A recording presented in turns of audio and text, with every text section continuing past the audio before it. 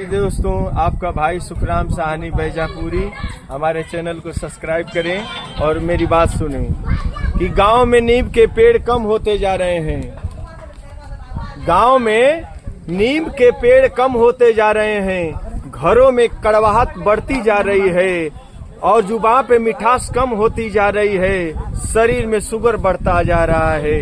गांव में नीम के पेड़ कम होते जा रहे हैं और घरों में कड़वाहट बढ़ती जा रही है और जुबान पे मिठास कम होती जा रही है और शरीर में शुगर बढ़ता जा रहा है। किसी ने सच्ची कहा है कि अगर किताबें रोड के किनारे पर बिकेंगी, अगर किसी ने सच्ची कहा है कि किताबें रोड के किनारे बिकेंगी और जूता शीशे के शोरूम में बिकेगा, तो समझ लेना कि आदमी को ज्ञान की जरूरत नहीं है, जूते की जरूरत है।